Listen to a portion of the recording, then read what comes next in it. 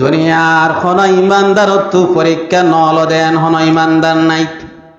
আল্লাহর পয়গম্বর তো পরীক্ষা লয়ে, সাহাবায়ে কেরাম তো পরীক্ষা লয়ে, আর যদি ইমানদার খাঁটি ইমানদার দাবি করি দইলে আর তেও পরীক্ষা লইব। পৃথিবীর সবচেয়ে কঠিন কঠিন পরীক্ষার সম্মুখীন হয়ে নবী পয়গম্বর সাহাবায়ে কেরামল নবী আলাইহিস সালাম আম্বিয়া আলাইহিস সালাম কেন কেন পরীক্ষার মাঝে সম্মুখীন হয়ে আল্লাহ সুবহানাহু ওয়া তাআলা পরীক্ষা লয়ে করিমা পদ অগ্নিকুণ্ড জ্বালাই রেখে এড়ে নিক্ষেপ করছে।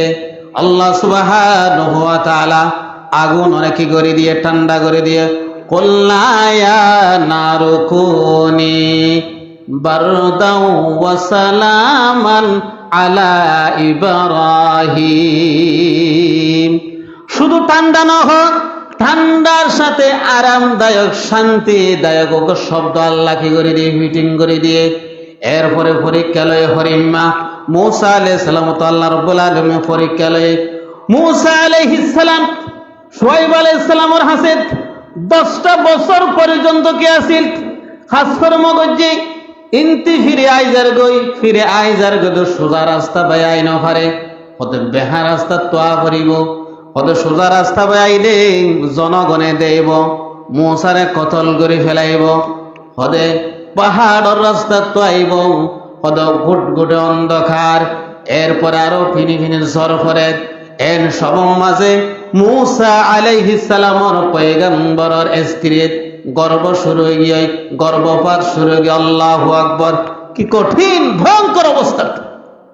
এই সময় মাঝে কঠিন ভয়ঙ্কর অবস্থা আল্লাহ সুবহানাহু ওয়া তাআলা মূসা আলাইহিস সালামের নবুয়ত দান করেছে। এইভাবে ইয়াকুব আলাইহিস সালাম তো পরীক্ষা লয়ে আল্লাহ সুবহানাহু ওয়া তাআলা ইয়াকুব আলাইহিস সালামের 11 জন সন্তান আছিল। এই সন্তানের মাঝে ইউসুফ আলাইহিস সালামের বেশি মহব্বত করতে ইয়াকুব আলাইহিস সালাম বেশি যখন মহব্বত করেন মহব্বতের হারণ আল্লাহ রাব্বুল আলামিন হদ দে তুই কি দুনিয়ার প্রতি সন্তানের বেশি মহব্বত কর নাকি আর বেশি মহব্বত কর? খোদায় তো পরীক্ষা লয় 11 ভাই সন্তানিন ব্যাগুনে মিলে রে ইউসুফ আলাইহিস সালামের এক কুফর মাঝে ফেলাই দিয়ে আল্লাহু আকবার। এই কুফর মাঝে ফেলাই দেওয়ার পরে সন্তানি নাই রে বাবার কাছে মিশা হাতা হয়ে কদে কি হয়ে কদে তোয়ার ফুয়ারে বাগে ফেলাই বাপে চিন্তা করতে করতে সুগর পানি ফেলাইতে ফেলাইতে পয়লা শুধু ফানি আসছে, ফানি আয়নের পরে রক্ত আসছে হতে। এইভাবে বাপ তো পয়গম্বর অবশ্যই একদিন আর পরে আল্লাহ আর সামনে হাজির করাইবে। আল্লাহু আকবার! হাজির করাই কি না করা? এইভাবে প্রত্যেক নবী অলতু আল্লাহ সুবহানাহু ওয়া তাআলা পরীক্ষা লয়ে প্রত্যেক নবী অল পরীক্ষা উত্তীর্ণ হয়ে এরপরে ইউনূস আলাইহিস সালাম তো পরীক্ষা লয়ে কি পরীক্ষা লয়ে ওই যে নৌকা দিয়ে পার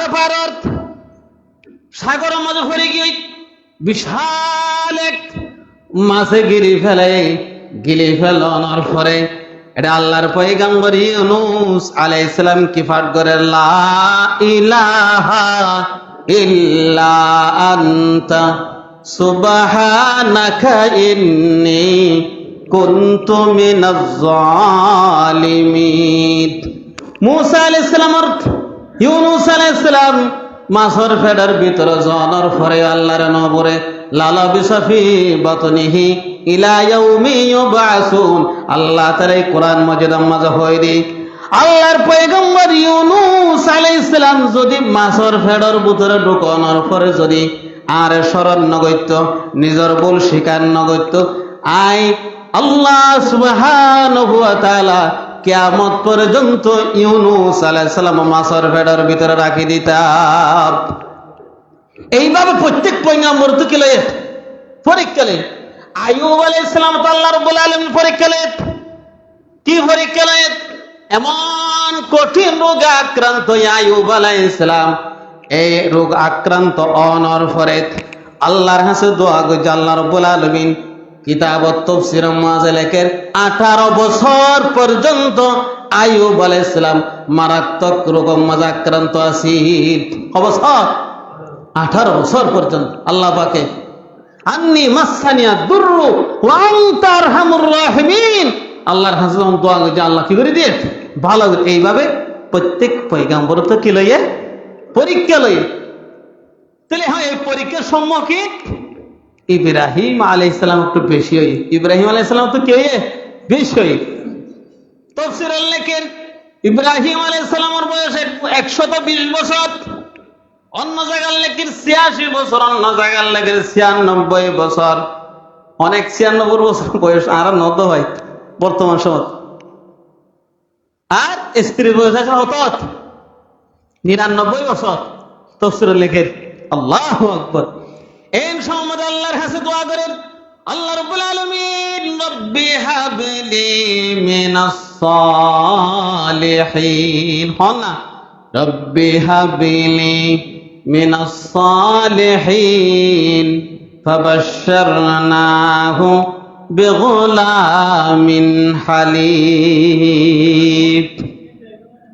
আল্লাহর কাছে দোয়া করতে, আল্লাহ আরেকবা নেক সন্তান দান করো, আরেকবা হনিমা সন্তান দান করো, নেক সন্তান নেককার সন্তান দান করো।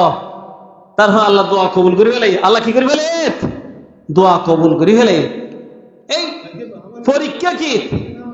পরীক্ষার সম্মুখীন হন ইব্রাহিম আলাইহিস সালাম। হন না, কথা বুঝা যান না, কিন্তু বাংলা না হইরে হঠাৎ হয়ে দেয় না তো নমাতে জোরের গেলা। হ্যাঁ, জোরানি জোরান তো শোনো কোনো জুড়িব আর আগে নজরি নে তবে আজ একটা নজরি তো কোরআন হাদিসের বর্ণনা করে দিয়ে বা মনে করি এবার ক্লাস। আর মাদ্রাসার মাঝে দিনে 7টা ক্লাস করাত। আর আর সাধারণ আম জনসাধারণ যারা আছে এদের দিনে 7টায় উগা ক্লাস, 7টায় হওয়া ক্লাস, উগা ক্লাস, 7টায় হওয়া ক্লাস করতে আমাদের জুড়ি লেগে নেব। হুজুর তারা জুড়ি গাড়ি অসুবিধা নেই, হুজুর তারা জানে, বুঝছেন না? তাহলে আর একটা জুড়ি লেখা লড়াছড়া করি বসুন্ধরি জুড়িলে বুঝতে পারিবা না। প্রত্যেক পয়গাম্বর তো পরীক্ষা লিখ, প্রত্যেক ইমানদারও তো আল্লাহ পাকে পরীক্ষা লিখবে, বিভিন্ন ধরনের পরীক্ষা দিব। ওয়ানাকুসিম মিনাল আমওয়াল ওয়াল আনফুসি, কি অনেক সময় মাল দিয়ে পরীক্ষা নেব, বিভিন্ন হস্ত দিয়ে পরীক্ষা নেব, এরপর বিয়ারাম দিয়ে পরীক্ষা নেব। আর তো বিভিন্ন রকম কি পরীক্ষা, আর তো সামনে পরীক্ষায় ক্ষণে ক্ষণে মাল খরচ করিয়ে রে আল্লাহ দরবারের মানে কোরবানি করিব। এর মুখে পরীক্ষায় এই পরীক্ষার মাঝে ক্ষণে উত্তীর্ণ দেখা যাবে। পরীক্ষা বারে বিশাল বড় কিনি ফেলাই বলে আল্লাহ তো যেভাবে আল্লাহ পরীক্ষা লো তখন বড় কোরবানি করি পুরা সারা এলাকার মাঝে কত ঘুরাই দে দেখাই দে ডর বলে ওর কোরবানি পরীক্ষা ফেলাই কি হয়ে পরীক্ষা দেখা না দেব। পরীক্ষা ফাঁস করিব না ফেল